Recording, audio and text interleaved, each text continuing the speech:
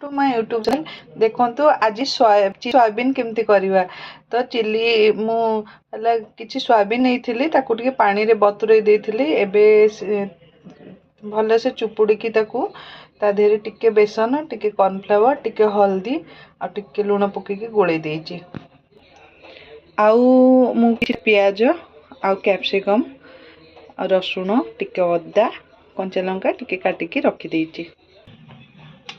देखंतु कड़ाई रे तेल पकईदेली तेल टिके गरम होबा को छाड़देबा।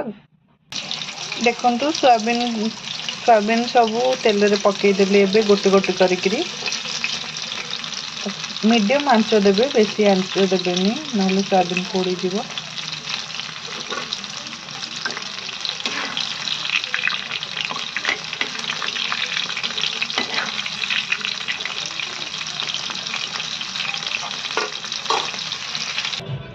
देखंतु मोर सब छणा सरी गला ऑलमोस्ट एबे टिके किछि समय पई छाडी दबा।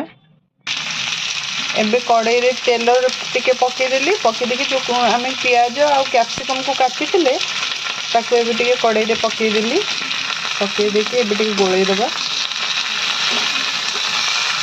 आमे तो ओडिया लोक हमको तो टिके चटपटा खाइया को भल लगे तो चिल्ली जिंस आम बहुत भल लगे खाइया को तो मन है पुणी आउ टे बन देवा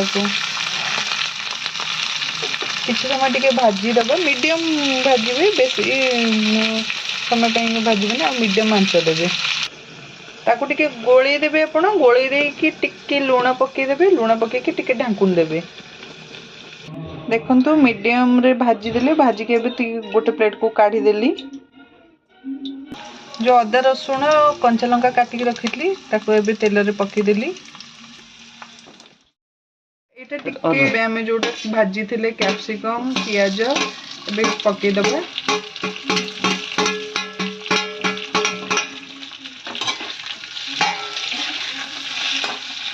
टिके गोळई दबा भल लगे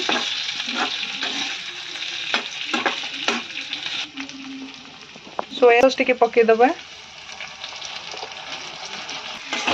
आ भल भाबरे टिके गोळई दबा। तापरे टमाटो सॉस टिके तापरे पकेबा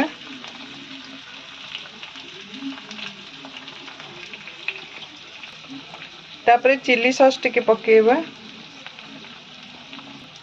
टिके राग पेंका रेड चिली पकेबा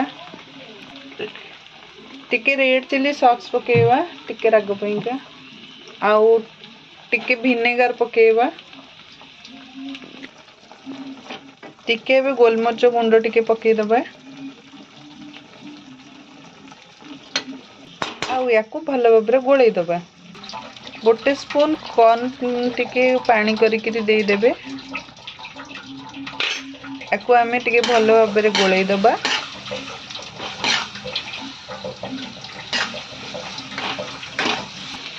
आउ आमे जो भाजी की रखी थिले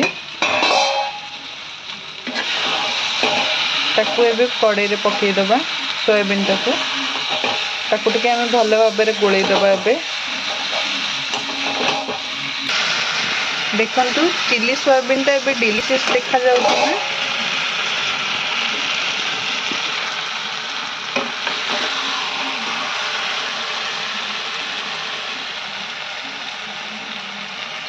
आपण मानकु मो चिली सोयाबीन रेसिपीटा केमती लगिला प्लीज कमेंट सेक्शन में जणाइबे। पुणी देखा हबो नेक्स्ट वीडियो रे। बाय बाय जय जगन्नाथ।